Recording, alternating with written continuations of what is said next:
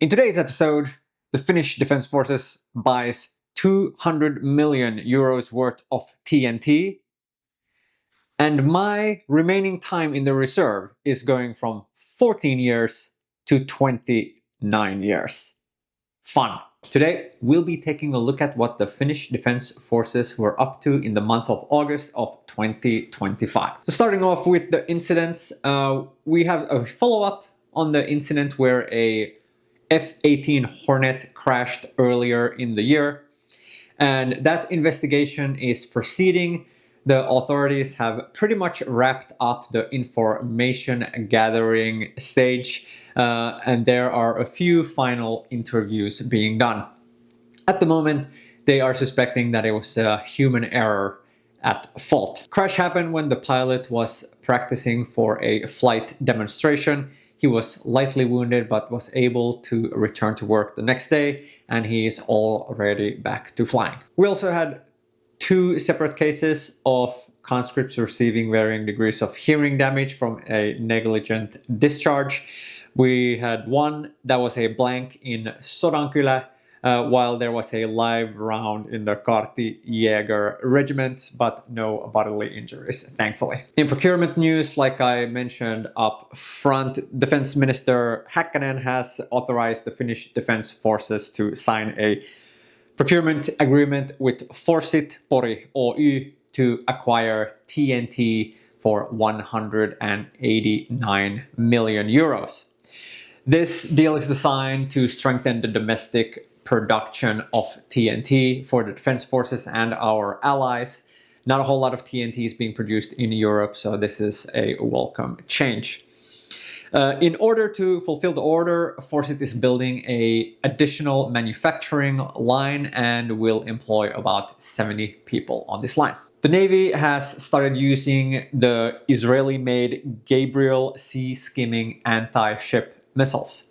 Currently, the Pohjanmaa-class ships have been outfitted with the missiles, and in the future, the new Pohjanmaa corvettes will also have the Gabriel missile. The word for Gabriel in Finland will be Pintatorjuntaohjus 2020, or PTO 2020 for short. The Gabriel can also be used against land-based targets, has a range of 200 kilometers or over 200 kilometers or about 125 miles, and travels at approximately 0.85 Mach. And speaking of our corvettes, the third Pohjanmaa corvette has started building at the Rauma dock, and they started it with the ceremonial cutting of some steel plates.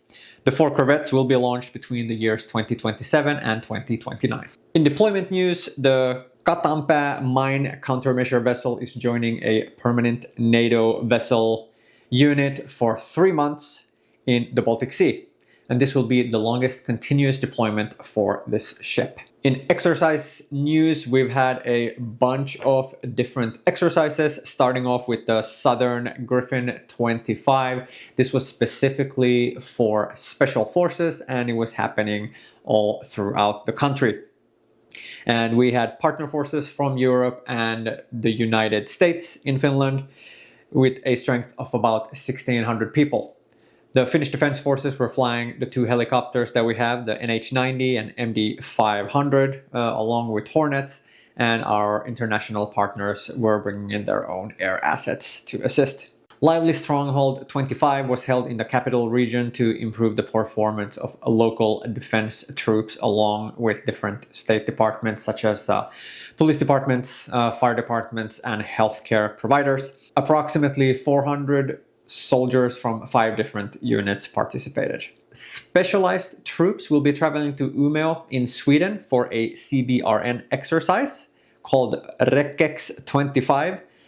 This exercise is done to improve multinational response and cooperation in case of any chemical, biological, radiological, or nuclear incidents. Finland is sending approximately 20 soldiers to this exercise. And finally, the mighty Stronghold 25 exercise, which was led by the Tank Brigade, is being held in central Finland with 700 soldiers and about 50 vehicles participating.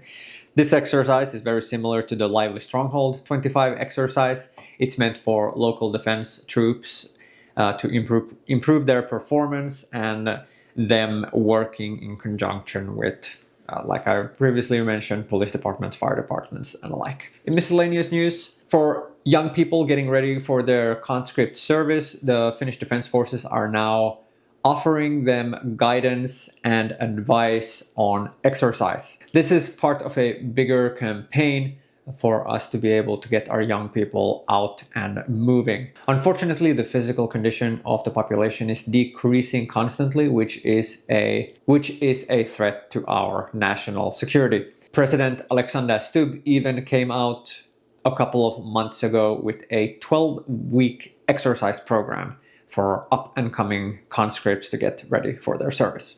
In politics news, the coalition government has finally passed on a law proposal to Parliament in order to raise the cap on the reserve age from 60 to 65 years. This would enable the Finnish Defence Forces to utilize people with specialized skills for longer in times of crisis. And that means that this would increase the reserve cap for regular Jaegers from 50 years to 65 years, and for NCOs and officers it would go from 60 to 65 years. And that is definitely a welcome change. And I don't know about you guys, but I can't wait to be a stormtrooper at 65 years old. Finland and the United States of America have signed a DCA-related agreement, and I'm going to read it out here because this is a long agreement. So they have signed the first implementing agreement regarding infrastructure in implementation of the Agreement of Defense Cooperation between the Government of the Republic of Finland and the Government of the United States of America. Whew, that's a mouthful. It was signed in Stuttgart, Germany, and is regarding security, taxation, immigration, emigration, and tariffs along with imports.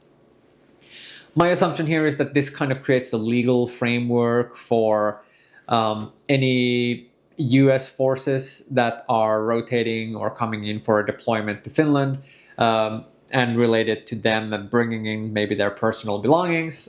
Also for DoD equipment coming into Finland, and then as it's exiting, how is all that stuff going to be treated? Will there be tariffs? Will there be import duties, on you bringing your personal stuff into Finland and then exiting and all that stuff? But what do I know? I'm just a balaclava wearing guy on YouTube. And finally, in cooperation news, this could have also gone under exercises, but I put it here. Both Finland and Sweden participated in a cyber exercise held in Suffolk, Virginia, which is just an hour and a half from me, towards the east, called Cyber Flag 25. This exercise gathered experts from 20 nations for a full month.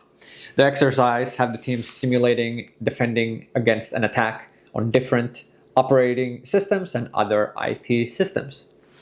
And that wraps up this month's recap. Let me know what you guys think of this video and what happened in the month of August of 2025. As always, I appreciate any comments, likes, subscriptions, and you sharing this video, whatever you can do to help boost it, prop up the algorithm, all that stuff. And as always, I'll be back in a month or so with another update. Thank you for watching.